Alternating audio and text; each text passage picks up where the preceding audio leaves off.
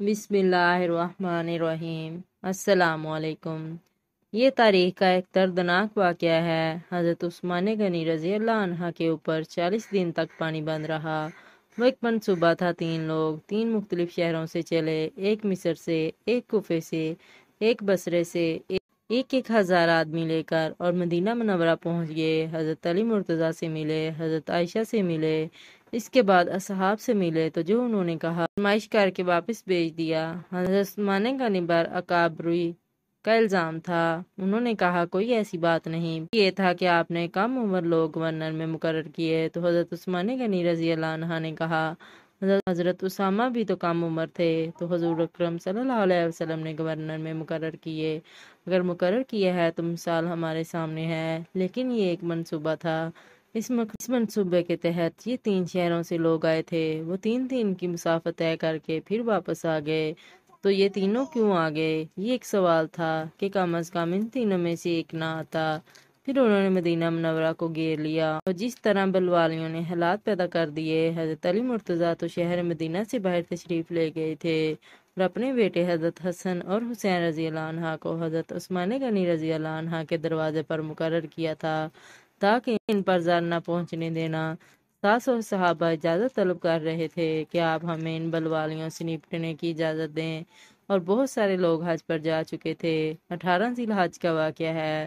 جب آپ کی شہادت ہوئی تو کچھ لوگ حج پر جا چکے تھے اور جو یہاں موجود تھے وہ اجازت طلب کر رہے تھے۔ حضرت عثمان غنی رضی اللہ عنہ نے کہا میں ایسی اجازت نہیں دوں گا، کہ رسول اللہ صلی اللہ علیہ وآلہ وسلم کا حرم شہر مدینہ منورہ لوگوں کے خون سے لالازار ہو، میں اس کو گوارا نہیں کرتا۔ افواج موجود تھے، اور دنیا کی تاریخ میں آپ کو ایسا نہیں ملے گا کہ اتنی بڑی حکومت کسی کے پاس ہو اور وہ خود گھیر لیا جائے اور اس کا پانی بھی بند ہو جائے، اور وہ حکم دے کہ میرے لیے آپ لوگ ایک قطرہ بھی خون نہیں بہائیں گے۔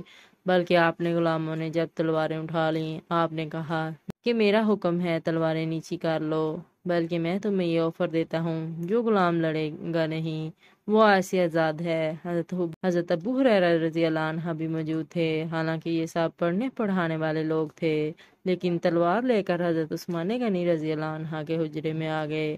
حضرت ابو ہریرہ رضی اللہ عنہ کو حضرت عثمان غنی رضی اللہ عنہ روک دیتے تھے۔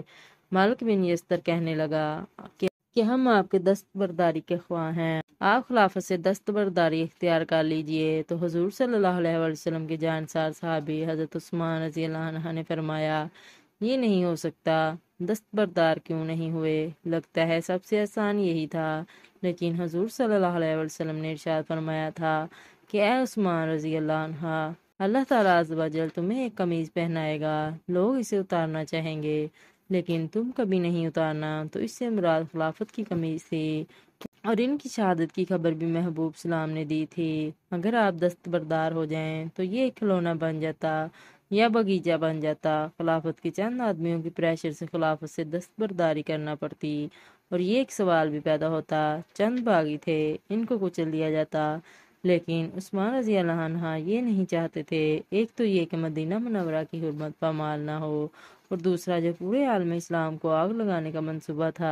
3 شہروں سے ایک ہزار آدمی لایا گیا۔ ایک منصوبے کے تحت ان کو لاشیں چاہیے تھیں جو ان کے پیچھے کام کر رہے تھے، نہ دیدہ ہاتھ۔ ان کا منصوبہ یہ تھا کہ یہ تینوں سمتوں میں لاشیں جائیں گی تو ہم عالم اسلام کو خانہ جنگی کی آگ میں دھکیل سکیں گے۔ حضرت عثمان غنی رضی اللہ عنہ یہ سب باتوں سے آگاہ تھے۔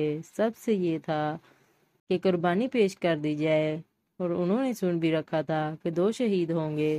شہید تو بہرحال ہونا ہے، تو لہٰذا میں خلافت سے دستبردار بھی نہیں ہوں گا، اور نہ مدینہ منورہ کی حرمت پامال ہوگی، اور تیسری بات یہ کہ میں خود شہید ہو جاؤں گا، یہ گوارا ہے۔ 18 ذی الحج تھا، جمعہ کا دن تھا۔ حضرت عثمان غنی روزے سے تھے، عصر کا وقت تھا، قرآن مجید کی تلاوت کر رہے تھے۔ حضرت امام حسن اور امام حسین رضی اللہ عنہ، حضرت عبداللہ بن زبیر اور دیگر لوگ آپ کے دروازے پر پہرا دے رہے تھے۔ لیکن باغی آپ کے گھر کے اندر پچھلے گھر کے اندر سے دیوار پھلانگ کر داخل ہوئے اور تلوار سے وار کیا۔ آپ کی زوجہ آگے بڑھیں اور ہاتھ سے روکنا چاہا تو انگلیاں کٹ گئیں۔ پھر دوسرا وار کیا تو حضرت عثمان غنی رضی اللہ عنہ کا دایاں ہاتھ کٹ کر گر گیا۔ حضرت عثمان غنی رضی اللہ عنہ نے افسوس کیا اور کہا تم نے وہ ہاتھ کاٹ دیے جس سے میں وحی کی کتابت کرتا تھا۔ پھر اس کے بعد آپ پر 9 وار کیے گئے اور آپ کو شہید کر دیا گیا، اور آپ کا خون قرآن مجید پڑھتے ہوئے اس آیت پر گرا، اور آپ عثمان غنی مظلوم شہید کیے گئے، بھوکے پیاسے شہید ہو گئے۔ حضرت عبداللہ بن عمر فرماتے ہیں حضور صلی اللہ علیہ وسلم فتنوں کا ذکر کر رہے تھے کہ بہت فتنے ہوں گے، تو ایک شخص چادر اوڑی ہوئی تھی اور مجلس سے گزر رہا تھا جہاں حضور صلی اللہ علیہ وسلم بیٹھے باتیں کر رہے تھے، تو واقعہ کریم نے اشارہ کر کے کہا اس دن یہ شخص حق پر ہوگا۔ عبداللہ بن عمر کہتے ہیں کہ میں اٹھا اور جا کر اس شخص کو دیکھا تو حضرت عثمان غنی تھے، تو میں ان کا چہرہ حضور صلی اللہ علیہ وسلم کی جانب کرتے ہوئے کہا حضور صلی اللہ علیہ وسلم یہ، تو حضور صلی اللہ علیہ وآلہ وسلم نے فرمایا ہاں یہی ہے، یہ حق پر ہوگا۔ اور حضرت عثمان غنی حق کی راہوں کے مسافر جنہیں حضور صلی اللہ علیہ وسلم کے منہ سے شہید کہا گیا، اور شہید کسی کا انجام ہوتا ہے۔ ایک اور موقع پر ایک پہاڑ سے کہا اے پہاڑ ٹھہر جا، تجھے نہیں پتا تیرے اوپر اللہ کا نبی، ایک صدیق اور 2 شہید ہیں۔ حضرت عثمان غنی عظمتوں کے مینار، اللہ اکبر۔ تو یہ حضرت عثمان کا کارنامہ تھا کہ اپنی جان پیش کر کے فتنوں سے دین اسلام کو بچا لیا تھا۔ حضور صلی اللہ علیہ وسلم کے سامنے ایک جنازہ لایا گیا، حضور صلی اللہ علیہ وسلم نے جنازے کی نماز پڑھانے سے انکار کر دیا تھا۔ جب صحابہ کرام نے پوچھا تو حضور صلی اللہ علیہ وسلم نے ارشاد فرمایا یہ شخص میرے عثمان سے بغض رکھتا تھا، اور اس شخص کو اللہ تعالیٰ نے بھی اپنی رحمت سے محروم کر دیا ہے۔ اب آپ اندازہ کیجئے وہ کتنا بدبخت ہوگا جو حضرت عثمان سے بغض اور دشمنی رکھتا ہے۔ حضرت عثمان رضی اللہ عنہ سے اللہ کے محبوب ارشاد فرمایا کہ میں اس سے حیا کیوں نہ کروں جس سے اللہ کے فرشتے حیا کرتے ہیں۔ حضرت عثمان حیا کے اس مقام پر تھے جس کا ان کو ہی مقصوم ہے۔ اللہ تعالیٰ عز و جل ہمیں حضور صلی اللہ علیہ وسلم کی اہل بیت اور ان کے در کی مٹی نصیب فرمائے، آمین۔